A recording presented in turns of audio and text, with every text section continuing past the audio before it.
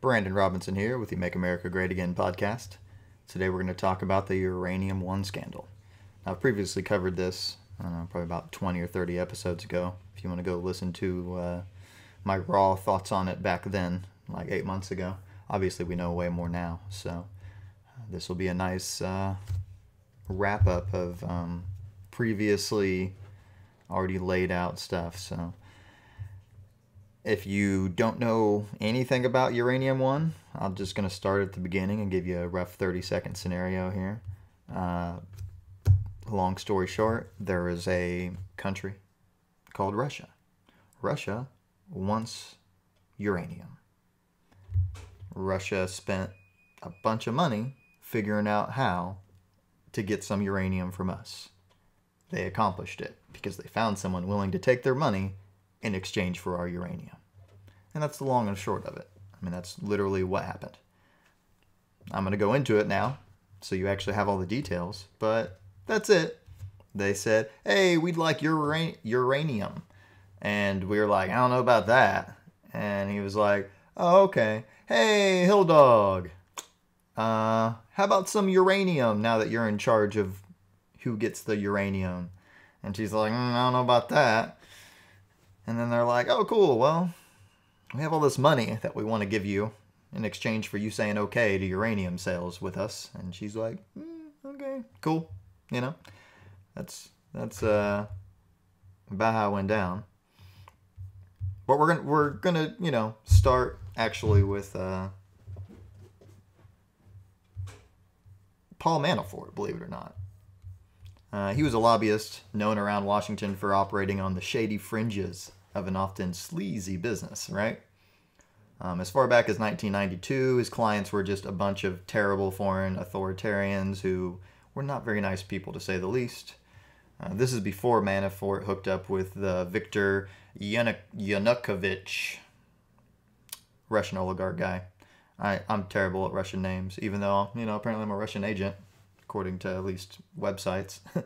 I've been told multiple times by liberals I'm arguing with that I'm just a Russian agent because some website says so. So, awesome, right? Anyways, Paul Manafort already was real good at dealing with shady people, and eventually he got hooked up with this Viktor Yanukovych guy, which is, again, a Ukrainian oligarch, strongman, puppet of Putin, whatever you want to call him. Now, Robert Mueller's indictment wants to nail Manafort on a multitude of counts, ranging from money laundering to neglecting to register as an agent of a foreign government, as far back as 2006. So we're talking even back in Bush years, actually. But in 8 years, nobody in Obama's Justice Department ever happened to notice that Paul Manafort had neglected to fill out paperwork that was required by federal law to, you know, to negotiate on behalf of a foreign country, pretty much. That's what we're talking about. The indictment says as far back as 2008, Manafort dodged millions of dollars in taxes through various schemes which were somehow undetectable until now. So now they've found it. But I guess he was just a real smart guy and figured out how to game the system until now. Right. The Manafort indictment says nothing about any Trump-Putin election collusion. It does, however, implicate Hillary Clinton's presidential campaign manager and lobbyist, John Podesta.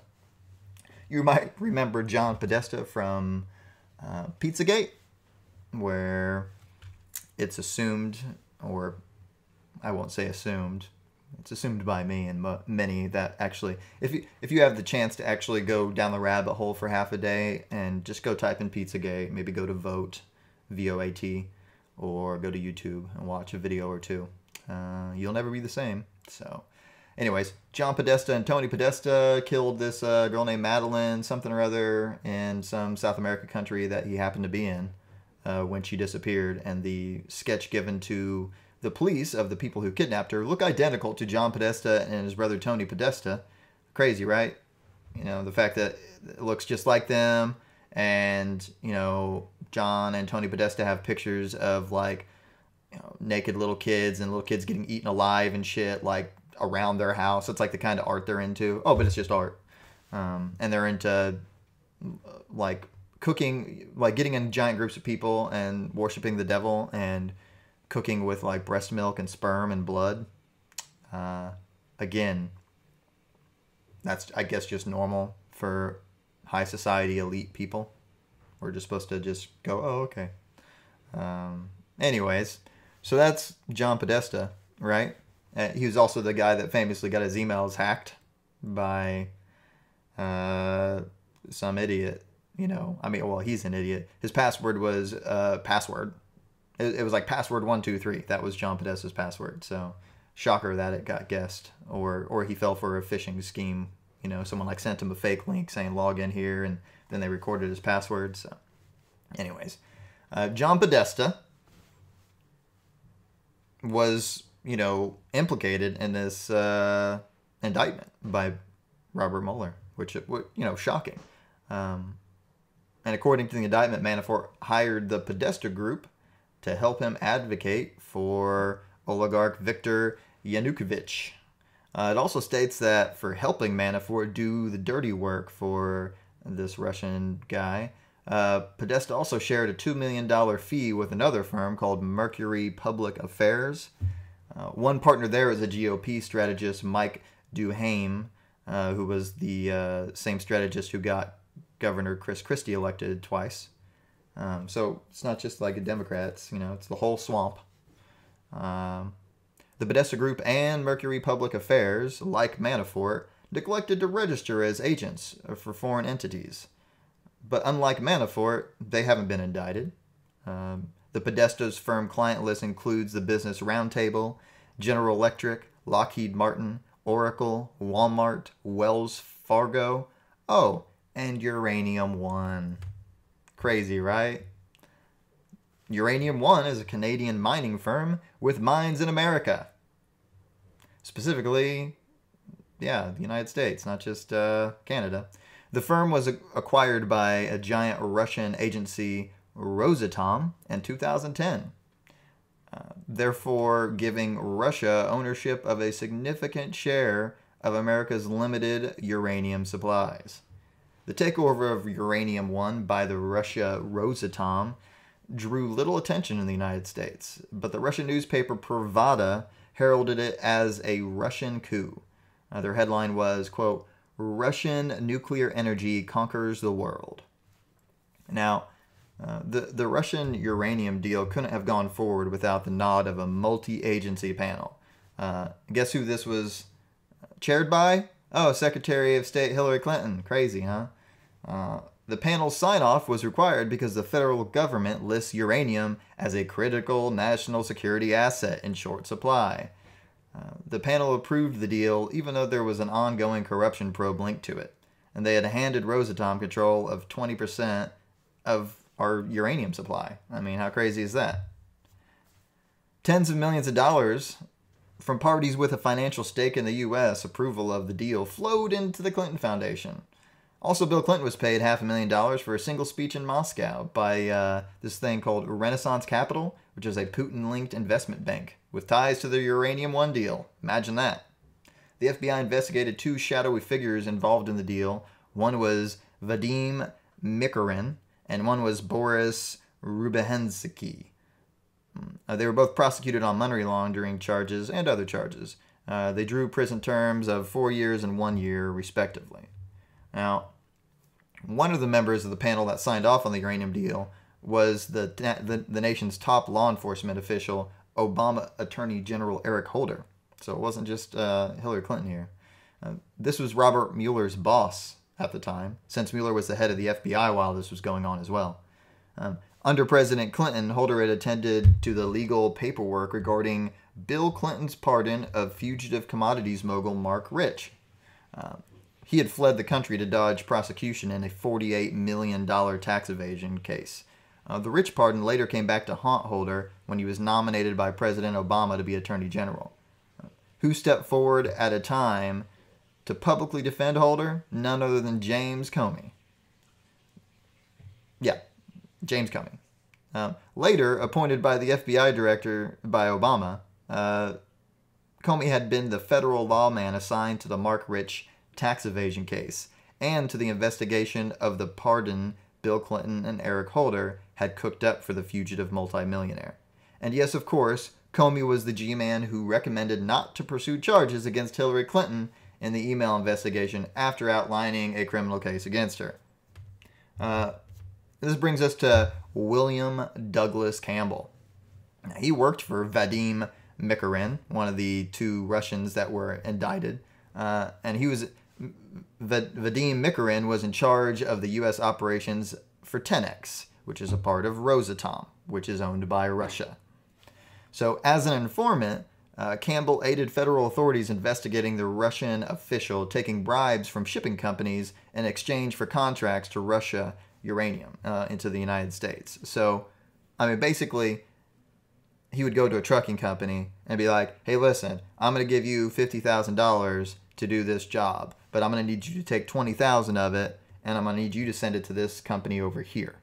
Yeah, it's called money laundering, right? So, like, I'm going to pay you more than I should pay you to transfer this material, and that extra money I'm paying you, I'm going to ask you to give that to these guys over here. So it's like I'm paying these guys, but not really, because you're paying these guys. Get it? And that's what they were doing. All right.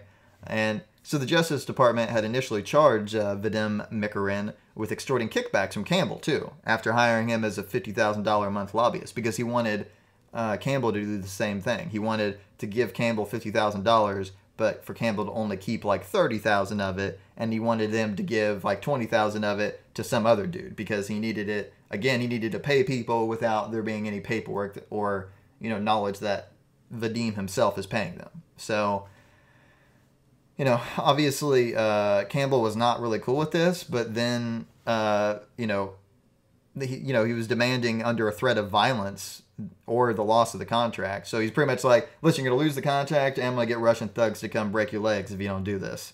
So that's when Campbell went to the FBI. The demands and threats of violence prompted Campbell to turn to the FBI and help in 2010. And the FBI then asked him to remain part of the scheme and be an informant for him. Federal prosecutors were ready to use Campbell as a star witness against Mikorin, but they backed away after defense attorneys raised questions about Campbell's credibility and whether he was a victim or he had entered into business arrangement with eyes wide open. So in other words, they were like, well, were you cool with it until they were going to beat you up and take the money anyways? And then that's when you decided to contact the FBI? And obviously that, might have been the case, might not have been. Either way, the guy went to the FBI, and the FBI told him to stay part of it, so they should have used it. But anyways, they didn't need his testimony to put this guy in jail. Victoria Tonesing, which was Campbell's lawyer, said, quote, "This is a smear job. That was not the reason prosecutors removed him as a witness," she said. "Instead, it was because the Obama administration did not want to bring a big extortion case against Russia and risk testimony from Campbell that would have undermined the Uranium One sale and undercut the president's efforts to reset relations with Russia. So instead, they covered it up." Now, I'm not sure, if you know this, but back in 2006 came around, and Putin wanted to, make a whole new, nuclear race, I guess. He approved, in 2006, he approved to spend $10 billion growing its uranium production by 600%. This program was led by Russian state-owned atomic energy corporations Rosatom and the Natural Resources Ministry. Leaked State Department cables sent in 2009 revealed that the State Department was aware of Russia doing this and planning on, basically they wanted to gather up as much nuclear material as possible for nuclear energy and all that stuff, and then be able to put the chokehold on Europe by saying haha, we got all the nuclear stuff. If you want it, or if you want cheap energy, you got to go through us. That was kind of like their plan here. Okay, they wanted to re-nuclearize Russia, and he had $10 billion to spend doing so, right? So he wanted to gain significant control of the global uranium market, He wanted control of energy to create zones of pressure against Eastern Europe. He wanted to renuclearize Russia and, reclaim Russia's status as a world power in the process. And he wanted to use bribery, kickbacks, extortion, and money laundering to grow Russia's nuclear energy influence in the United States. And finally, he wanted to use sleeper agents to search and develop ties in policy-making circles in the U.S. So that was what the $10 billion was supposed to go for, right? Now, the Russian government hired this American lobbying firm, APCO, worldwide, because it was in a position to influence Hillary Clinton directly, in part through donations to the Clinton Global Initiative, and the former FBI informant William Campbell told Congress on February 7th, according to news reports. So, I mean, this was definitely their plan. They were using this American lobbying firm to hand money to Hillary Clinton to let her to make her approve the sale, right? Now, Attorney General Jeff Sessions last year directed the federal prosecutors to look into the sale of Uranium One to a Russian company called, Rosatom, obviously. A transaction that President Trump called the real Russian story in a tweet, by the way. So, and in January 2018, Mark Lambert of Mount Airy, Maryland, he was charged with 11-count indictment and 1 count of conspiracy to violate the Foreign Corrupt Practices Act, FCPA, and to commit wire fraud, and 7 counts of violating the FCPA, 2 counts of wire fraud, and 1 count of international promotion money laundering, blah, blah, blah. So anyways, he's been in big trouble for bribes and racketeering and all this crap, right? This is all, this was new. This is 2018, January, so it's like a month ago. And these charges stem from Vladimir Mikorin, the Russian official. So this was just a third guy that also was involved in the bribing stuff. But he kind of got off and wasn't indicted for it for 2 whole years until now. Vadim is already in prison. And the only other guy, Darren Condrey, which was Mark Lambert's co-president of his company, he had already gotten in trouble in 2015. So somehow Mark Lambert got out of it until now. But now he's also been indicted and going to go to jail for all that good stuff. So, and Campbell, he says he has already survived. William Campbell, by the way, the FBI informant, says he has already survived 1 attempt on his life since it was made public by Sessions that he intended to testify. Campbell claims that if it wasn't for the fact that he was carrying a gun, he would have been killed during a routine daily hike in the hills behind his home. He was surprised by an armed man in the woods. Campbell said he drew his weapon and held the man's gaze until he disappeared. I was prepared for any eventuality, Campbell said, explaining that the stakes are very high. I understand that. Was this man connected to anybody I plan to testify against? I have no proof, but I can't take risks, which is why I have gone into hiding until I testify. And thankfully now he has testified. So, on February 7th, 2018, he actually went and testified about, the 2010 sale of Uranium One, where said, quote, a Russian-backed company bought a uranium firm with mines in the U.S. Campbell gave information to the FBI about what he saw while undercover as an informant, including video of briefcases full of money used to bribe U.S. officials.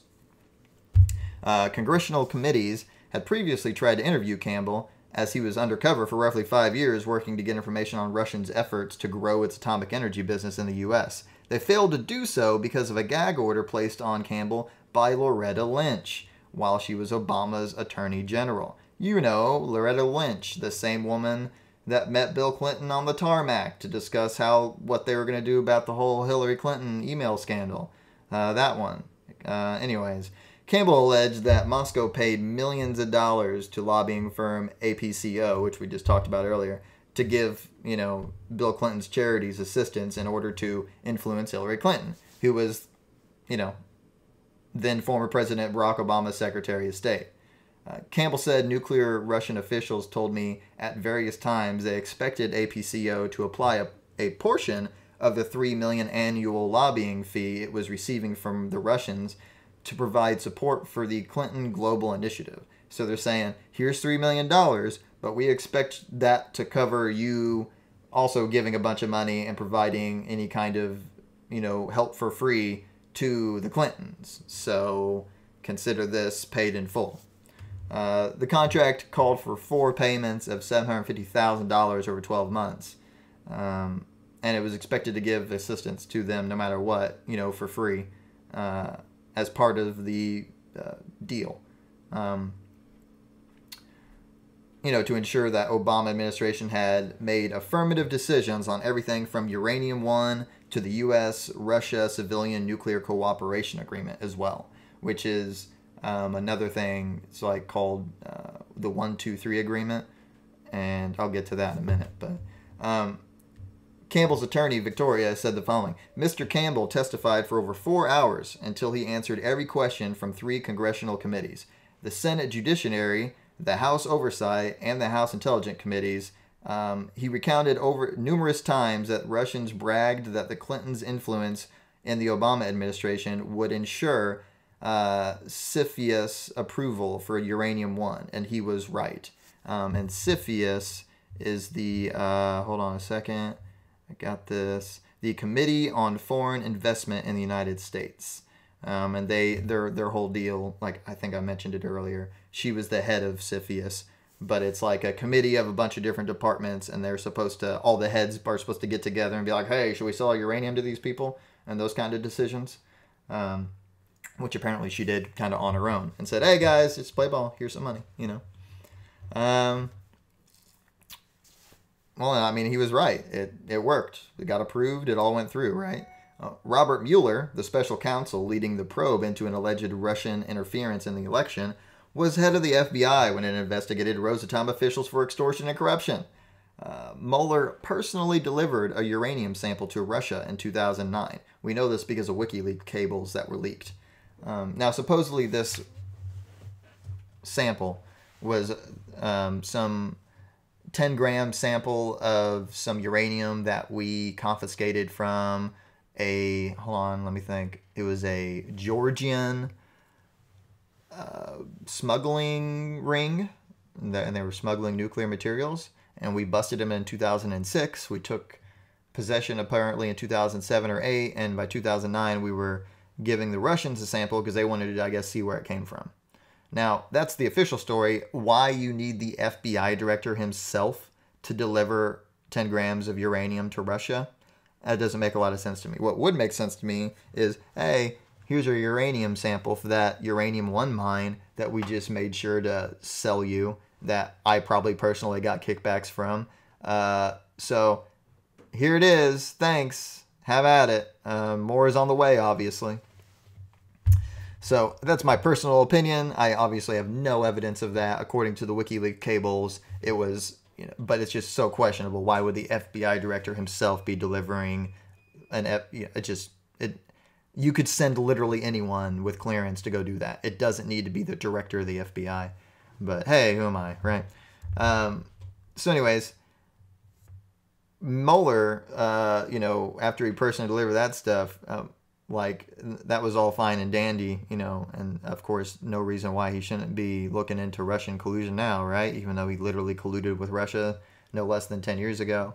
And the investigation for this, whole deal was led by then Assistant FBI Director Andrew McCabe. Does that ring any bells? Andrew McCabe, the same one that's, has resigned recently, the same one whose wife took like $500,000 from the Clinton campaign for her own campaign in Virginia, which she lost, by the way. So she got to keep that money. That's what happens when you run for an office. People give you money, and if you don't spend all that money and you lose, you get to keep that money. You get it? So that's why people like to campaign, because even if they lose, they win. So anyways. And then get this. The investigation was also led by then U.S. Attorney Rod Rosenstein. Our Deputy Attorney General, the one that, appointed Robert Mueller as special counsel to investigate Donald Trump. That Rod Rosenstein. And the investigation was put to an end in 2015 by none other than James Comey, after he was appointed to be the FBI director by Robert Mueller, the former FBI director. So he got his best friend James Comey to take over his old job and to cover up any of his old shit. Okay? There's no indication that any of these men ever told Congress of any of this incriminating evidence they discovered and any of their, connections to Clinton either. The entire matter was kept secret from the American public. If evidence of bribery, kickbacks, extortion, and money laundering in the Uranium One affair are not grounds for a special prosecutor assigned to investigate Hillary Clinton, what is? I mean, Rosenstein and Mueller, by their silence, are unindicted co-conspirators in the Hillary Clinton crimes and should be terminated immediately, in my opinion. But, again, who am I? I'm just some random guy podcasting. So, and, it's just to go over a little bit of the money here. Bill Clinton, when leaving office in 1999, somehow they were broke when they left, and then they amassed a almost $200 million fortune through lucrative speeches and consulting work for various people. And the Clinton Foundation received over $2 billion since its inception. So, Clinton Foundation, which is directly controlled by the Clintons, right? And Bill Clinton was, best friends since the 80s with this guy named Frank Gustra, who's the founder of Eurasia Energy, Ltd. Frank even knew Clinton in the 80s when he was governor of Arkansas and, killed those two boys on the train tracks and while, helping bring cocaine into the country. Anyways, there's an interesting side note on that, by the way. Some former WWE wrestler said that he was involved in that Arkansas thing recently and is doing a tell-all and stuff. So who knows what he'll say. Anyways, that's the Arkansas thing. Google it if you don't know what I'm talking about. Point is, Frank and Bill here, they were good buddies. Frank goes from being a small player in the uranium mining industry to becoming a major player after signing a lucrative deal in Kazakhstan with the help of Bill Clinton. The Kazakhstani president, Nursultan Nazarbayev, I'm not going to try to say that again, met with Bill and Frank on September 6, 2005. So Clinton praised Nazarbayev and endorsed him despite knowing serious human rights and election abuses to the head of the Internal Security Organization for Security and Cooperation in Europe. So he knew this guy was corrupt and not great, but he was like, we'll deal with him. And then that brings us to Ian Tefler, the chairman of Uranium One. Tefler made multiple donations to the Clinton Foundation. This was after, Uranium One was sold, because it started in 2005. You have Eurasia, and that's owned by Frank Gustra, Bill Clinton's best friend. Okay, so with the endorsement of the Kazakhstani president, Eurasia signed a memorandum of understanding with state-owned Kazakprom for $450 million to become partners in 3 uranium mines. All right, so Eurasia's where it starts with Frank Gustra. He makes a whole bunch of money. He gives over $100 million to the Clinton-Gustra Sustainable Growth Initiative, part of the Clinton Foundation. So gives $100 million of it to Bill Clinton, in other words.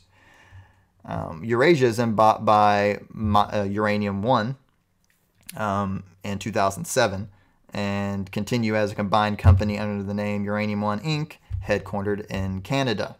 Okay. Soon after the merger, Uranium One began buying mining rights in the United States.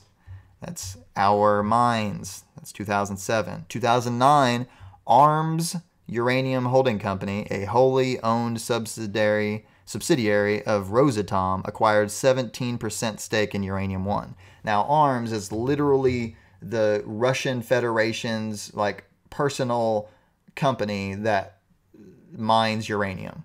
I mean, that's their company. It might as well be called Russia Uranium Company. That's what it is, though. It's personally ran by Putin. Okay, it's Putin's uranium company, and it's again. So is Rosatom, but ARMS is specifically the mining side of it. So Rosatom then announced with its intention to acquire a 51% majority stake in Uranium One in June of 2010. So that's post Robert Mueller delivering a sample of uranium to Russia. Now Rosatom is cool to buy, to get a 51 majority share in Uranium One. And obviously this needed to be approved by Hillary Clinton. This is what the Uranium One deal was, all right? So the CFIUS approved Rosatom through its wholly owned subsidiary ARMS taking control of the majority stake in Uranium One. So now they, own 51% of Uranium One. All right.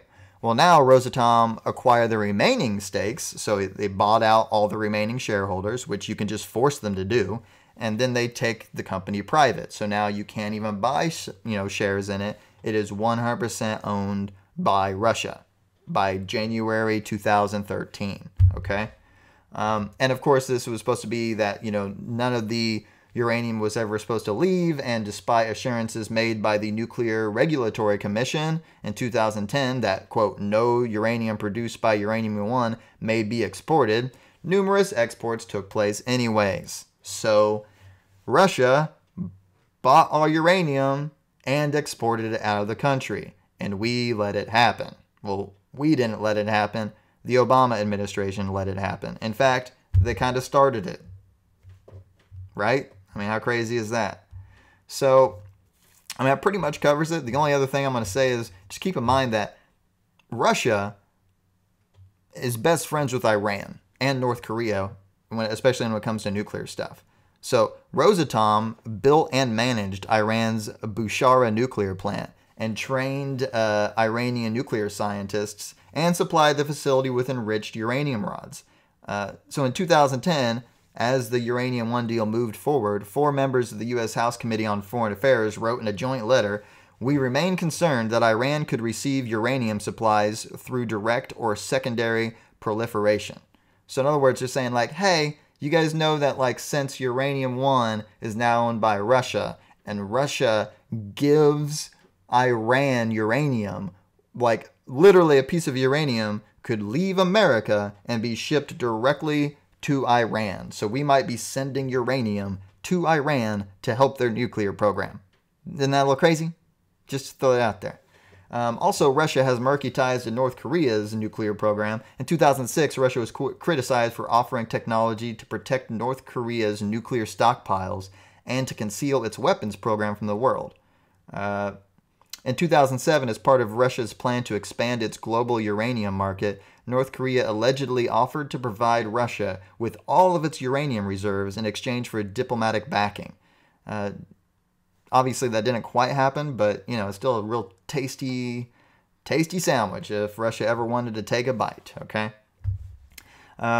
Also, keep in mind that Rosatom's heavy role in Iran's nuclear program also raises concerns since both Iran and North Korea cooperate on nuclear weapons technology as well. So, like, Iran and North Korea are best buds when it comes to nuclear stuff, and Russia is friends with both of them. And now Russia owns 20% of our uranium and is exporting it to both North Korea and Iran.